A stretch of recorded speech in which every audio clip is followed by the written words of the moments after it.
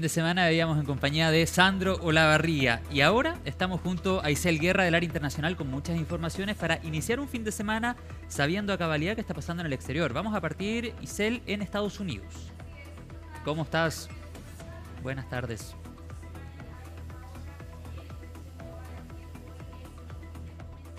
Bien, vamos a resolver un problema de la comunicación con Isel Guerra. Ella ya nos presentaba el primer tema que va a tratar en esta conexión global que tiene que ver con el caso Epstein. Se ha comentado mucho de este tema hace bastante tiempo. Les cuento que el Comité de Supervisión y la Reforma Gubernamental de la Cámara de Representantes comenzó a recibir el día de hoy documentación relacionada con la investigación sobre Jeffrey Epstein de manos del Departamento de Justicia después de las críticas sobre los cambios de postura en este escándalo. Por supuesto que tiene como protagonista al fallecido magnate condenado por abusos sexuales. Revelan entrevista a Maxwell. Esto es sumamente importante y agrega, Isel, estamos contigo de vuelta, un nuevo componente a todo lo que ya conocemos. Sí, exactamente, en medio de la presión que había enfrentado en estas últimas semanas la administración de Donald Trump respecto de la divulgación precisamente de información sobre el caso de Jeffrey Epstein y particularmente con Ghislaine Maxwell, que está enfrentando a la justicia, tiene sobre ella una condena de 20 años de cárcel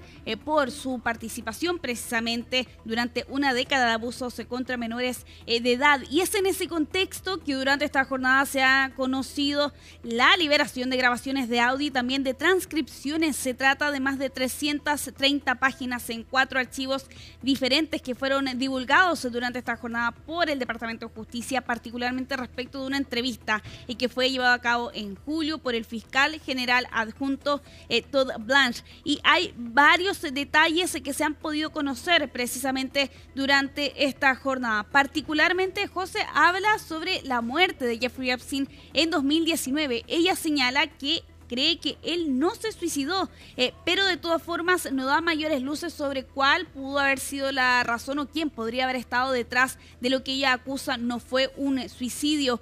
Respecto de Donald Trump, ¿no? Teniendo en cuenta también la cercanía que se vio sobre todo a finales de la década de los 90 y principios de los 2000, ella señala que ella nunca vio a Trump en un entorno inapropiado. Por ejemplo, el centro de masajes o la casa de Jeffrey Epstein, señala que ella lo conoció en la década de los 90, incluso antes de haber conocido a Jeffrey Epstein, y que ella no puede recordar haber reclutado a alguien del club Mar-a-Lago que pertenece al mandatario estadounidense. Y respecto al listado de clientes, ¿no? Que por cierto se ha tomado la agenda en estas últimas jornadas, porque recordemos que el propio Departamento de Justicia de Estados Unidos descartó la existencia de un supuesto listado de clientes. Bueno, Ghislaine Maxwell en esa misma línea también ella desestimaba la existencia de una lista con nombres de figuras conocidas, famosos, otras figuras predominantes que pudieron haber estado en este mismo listado.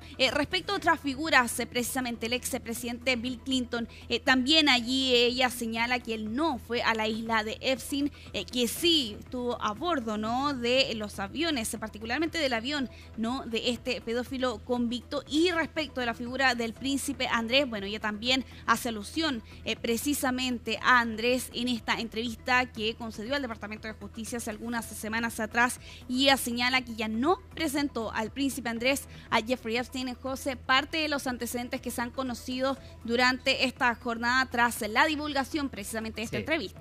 Bueno, recordemos que Epstein se suicidó en el año 2019 mientras esperaba su juicio por tráfico sexual. Se declaró inocente pese a que antecedentes había. Maxwell fue condenada por tráfico sexual en 2021 por ayudar precisamente a Epstein a abusar de menores.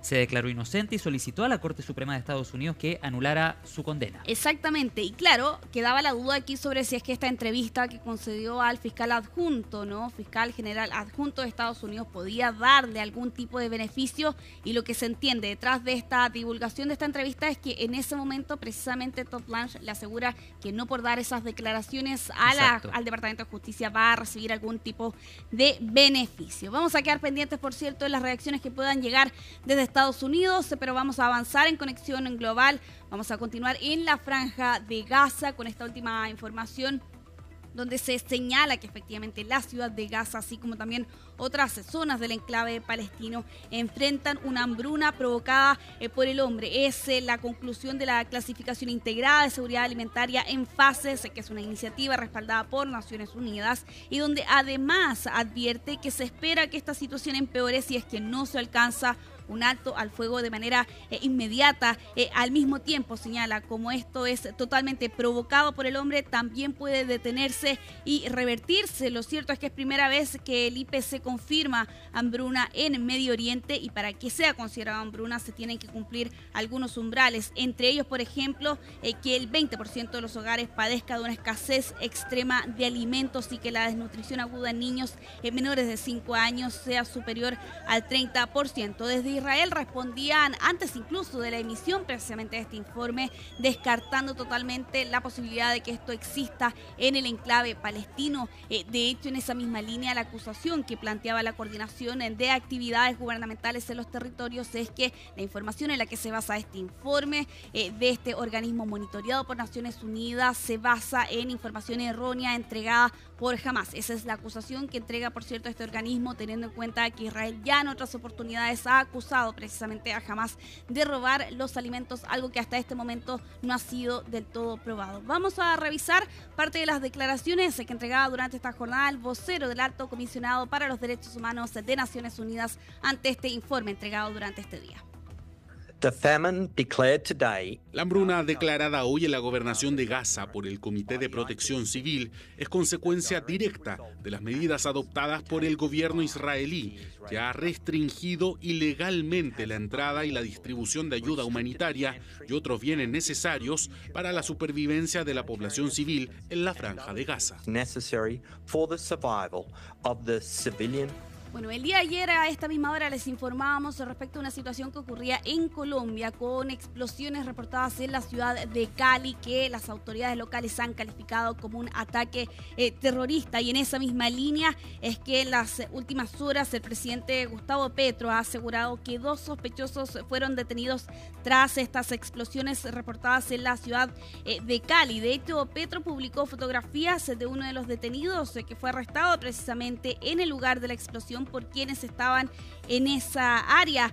Ha sido identificado bajo el alias de Sebastián y aparentemente pertenecería al Estado Mayor Central. Esto cuando en ese mismo día, el día de ayer, ocurrió un ataque con un helicóptero Black Hawk de la Policía Nacional que estaba participando en una operación de erradicación de hoja de coca y que fue derribado en el municipio de Amalfi, dejando 12 agentes muertos, y con ello en total son 18 las personas fallecidas el día de ayer, sumado al ataque con este camión a eso de las 2:30 de la tarde frente a una base aérea precisamente en la ciudad de Cali, que dejaba 6 personas fallecidas. Vamos a revisar parte de las declaraciones que ha pronunciado en estas últimas horas el presidente de Colombia, Gustavo Petro, en medio de lo que se entiende es un repunte de la violencia y de cara, por lo demás, de lo que va a ser las elecciones el próximo año en este país. El eslabón, el corredor que junta la Carlos Patiño con la que aquí se llama Martínez y que es la que hace el plan, lo lleva a cabo 2 personas apenas, sin armas, pero llenos de explosivos, que salen corriendo apenas uno de esos camiones se activa y que la población misma captura en el barrio contiguo. Uno de ellos ya está colaborando, ya veremos los resultados de la investigación que darán más información al respecto. Avanzamos en Conexión Global porque durante esta jornada se ha conocido que Kilmar Abreu García, precisamente este ciudadano que fue deportado ilegalmente hasta El Salvador y estuvo varias semanas en la mega cárcel de Nayib Bukele, fue liberado en Estados Unidos durante esta jornada tras haber estado bajo custodia penal en el estado de Tennessee. Aquí hay que tener en cuenta que él fue deportado injustamente en marzo de este año, fue trasladado trasladado hasta El Salvador, pese a que existía una medida de la justicia del 2019 que impedía que él pudiera ser deportado por temor a la violencia de las pandillas. Lo cierto es que estuvo varias semanas precisamente en la nación centroamericana y regresó en el mes de junio a Estados Unidos a enfrentar cargos bajo la acusación de tráfico de personas. Bueno, lo cierto es que ha sido liberado entonces durante esta jornada. Vemos, por cierto, las imágenes de lo que ocurría durante este día, más bien precisamente en Estados Unidos. Cambiemos de tema, vamos a continuar en nuestra región porque en estas últimas horas se ha conocido por parte de la policía de Brasil que aparentemente el expresidente Jair Bolsonaro consideró pedir asilo político en Argentina debido al gobierno de Javier Milei, y todo parece indicar que esto habría sido al menos el interés de haber redactado una carta en 2024 donde el expresidente estaba solicitando este asilo político. Todos los detalles los tiene Leandro Magalhães precisamente con este reporte desde Brasil. La Policía Federal de Brasil afirmó en un informe enviado a la Corte Suprema de Brasil que el expresidente Jair Bolsonaro había preparado una carta al presidente de Argentina, Javier Milei, solicitando asilo político. Bolsonaro alegaba sufrir persecución política como justificación para el asilo. El documento fue obtenido por la Policía Federal de Brasil tras una pericia en el teléfono celular de Jair Bolsonaro que reveló que el texto fue guardado en febrero de 2024.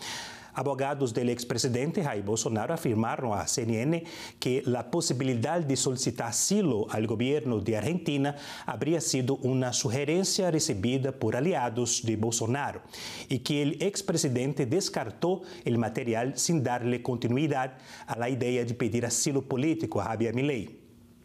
La Corte Suprema de Brasil otorgó 48 horas para que los abogados del expresidente expliquen el origen del documento. La policía considera el hallazgo como una prueba de riesgo de fuga. La CNN se comunicó con el gobierno de Javier Milei. La Casa Rosada informó que no recibió ningún pedido de asilo del expresidente de Brasil. Bolsonaro se encuentra bajo prisión domiciliaria en Brasilia después de incumplir medidas cautelares. El expresidente es investigado por la Corte Suprema de Brasil bajo la sospecha de haber planeado un golpe de Estado en 2022. La defensa de Bolsonaro ha argumentado que el expresidente sufre una persecución por parte de un ministro de la Suprema Corte de Brasil. A fines de 2022, Bolsonaro había salido de Brasil y permaneció en Estados Unidos durante 3 meses. Bolsonaro cuenta con el apoyo del presidente de Estados Unidos, Donald Trump, quien sancionó al juez brasileño Alexandre de Moraes mediante una ley estadounidense que castiga a quienes violan los derechos humanos. Donald Trump también aplicó un arancel comercial de 50% a Brasil. La justicia brasileña sostiene que uno de los hijos del expresidente, el diputado federal Eduardo Bolsonaro, quien está asilado en Estados Unidos, estaría influyendo sobre el presidente Donald Trump. Leandro Magalhães, de CNN Brasil. Imagen pocas veces vista, un ex soldado norcoreano de 95 años busca regresar a su país. ¿De qué se trata? La historia nos la cuenta Michelle Recansens en el siguiente informe. En 1953, en plena guerra de Corea, An Han-suk, un joven soldado del norte, fue capturado por las fuerzas surcoreanas y posteriormente se negó a firmar un documento que le obligaba a renunciar a su país y a su ideología comunista, por lo que fue condenado a más de 42 años de prisión. Hoy An tiene 95 años. Casi ciego y con una voz débil, solo le queda un último deseo antes de morir: cruzar la frontera y vivir sus últimos años bajo el régimen de Kim Jong-un. Quiero volver a la casa de mi ideología, el lugar donde mi vida comenzó, la República Democrática de la Gente de Corea. Sería mucho resentimiento ser enterrado aquí, incluso después de la muerte. Con pasos lentos y escoltado por simpatizantes, An llegó este miércoles hasta un puente que conduce a la zona desmilitarizada, la línea que separa las dos Coreas desde el armisticio de 1953. CNN lo acompañó a ese lugar.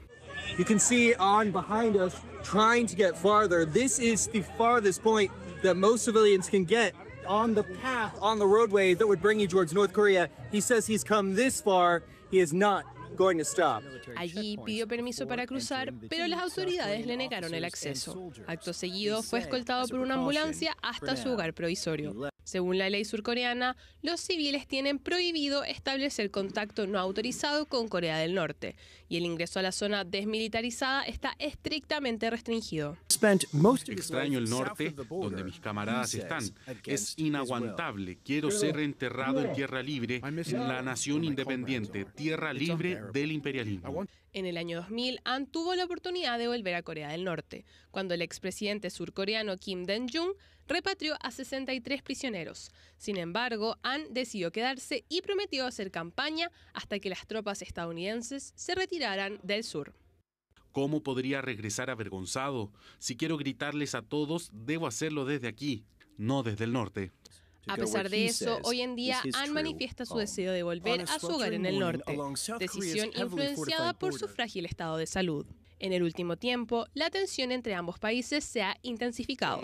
Los ejercicios militares conjuntos entre Corea del Sur y Estados Unidos han provocado el enojo del líder norcoreano Kim Jong-un, quien respondió anunciando una expansión de su arancel nuclear como medida para contrarrestar a sus rivales.